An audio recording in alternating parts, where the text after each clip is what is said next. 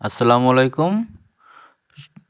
আহ, আমাদের যে চতুর্থ শ্রেণীর বাংলা পার্ট ৩ শুভেচ্ছা জানাই সেটা আমরা আজকে পড়ব। স্কুলে টিফিনের সময় রাশেদ, ঝিমিত, ঐশী ও তিথি কথা বলছিল। এমন সময় রোশন এসে বলল, জানো আজ মিতুর জন্মদিন। শুনে ঐশী বলল, তাই নাকি? তাহলে তো কিছু একটা করতে হয়। ঝিমিত বলল, কিন্তু কিভাবে? এরপরে তো খুশি আপার ক্লাস, জন্মদিন, কিছু একটা করতে হবে, কি করা যায়? এটা নিয়ে কথা বলতে বলতে ক্লাসে ঘন্টা বাজলো। খুশি আপা একটা ব্যাগ নিয়ে ক্লাসে ঢুকলেন। বললেন, আজ আমরা একটা মজার কাজ করব, শুভেচ্ছা কার্ড বানাবো। এই যে রং পেন্সিল দিয়ে শুভেচ্ছা কার্ড বানাবে। তিথি দাঁড়িয়ে বলল, শুভেচ্ছা কার্ড কি আপা? আপা বললেন, শুভেচ্ছা কার্ড এক ধরনের নকশা করা কার্ড।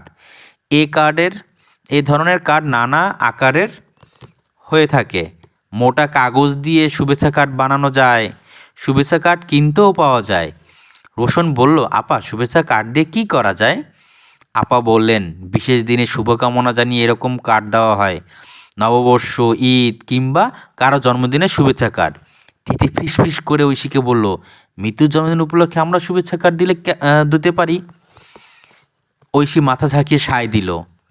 খুশি আপা বললেন, কার্ড বানাতে কয়েকটা জিনিস লাগবে, মোটা কাগজ, রঙিন কাগজ ও কাঁচি, রঙিন কলম আর আঠা। এগুলো আমি নিয়ে এসেছি। তারপর তিনি সবাইকে কয়েকটি দলে ভাগ করে দিলেন। বলেন, অনেকভাবেই শুভেচ্ছা কার্ড বানানো যায়। আমি একটা উপায় বলি, কাজের ধাপগুলো খেয়াল করো। ঠিক আছে, কাজের ধাপ যেটা সেটা বলতেছে। প্রথমে মোটা কাগজ থেকে একটা অংশ কেটে নিব, যে কোনো একটা অংশ কেটে নিব।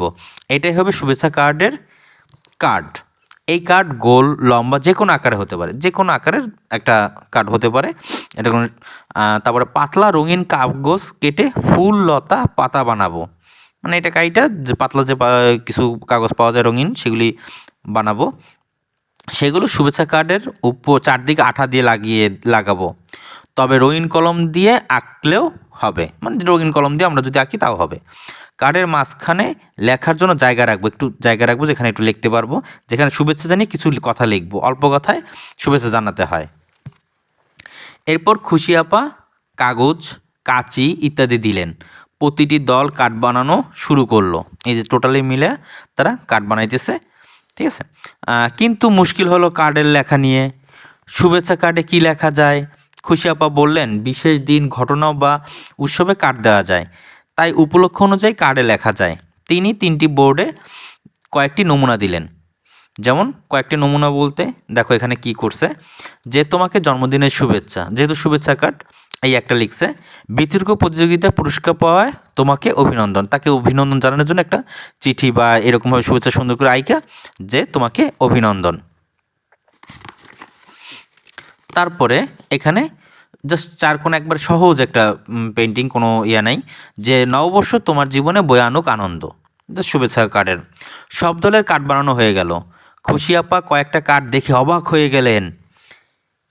একটাতে লেখা মিতুকে জন্মদিনের শুভেচ্ছা, অন্য একটাতে লেখা মিতুর সামনের দিনগুলো আরও সুন্দর হোক। আপা মিতুর দিকে তাকালেন, বললেন, আজ কি তোমার জন্মদিন? মিতু লাজুক ভঙ্গিতে বলল, হ্যাঁ। আপা বললেন, আমরা কার্ড দিয়ে শুভেচ্ছা জানাতে পারি, আমার মুখে সুন্দর করে বলে শুভেচ্ছা জানাতে পারি, মানে মুখে সুন্দর করেও শুভেচ্ছা জানানো যায়। এসো সবাই মিলে মিতুকে শুভ জন্মদিন বলি। তারপর সবাই একসাথে বলল, শুভ জন্মদিন মিতু। মিতুকে বলল যে শুভ জন্মদিন।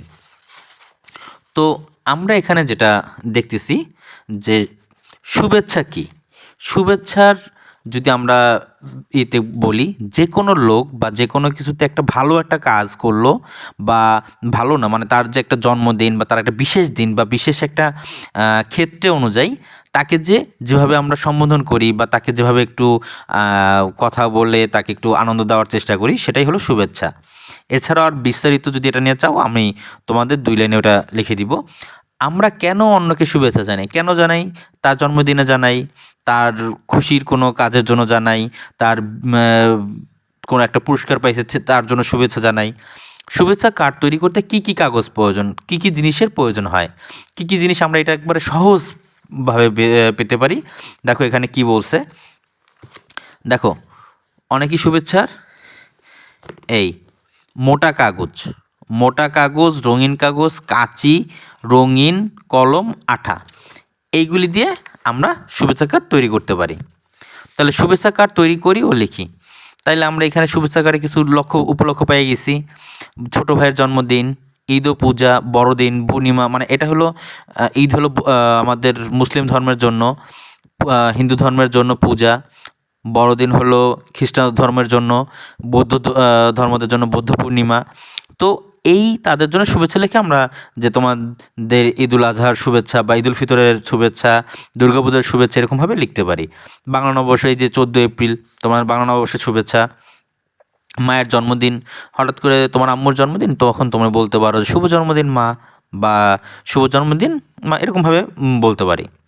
বিজয় দিবসের শুভেচ্ছা দিতে পারি। বিভিন্ন রকমভাবে আমরা এটা কাজ করতে পারি। আজ এই পর্যন্তই, আবার দেখাবে নতুন কোনো ভিডিওতে, নেক্সট ভিডিওতে, এবং প্রতিটা ক্লাসেরই ভিডিও আমাদের চ্যানেলে দেওয়া আছে, তোমরা দেখে আসো।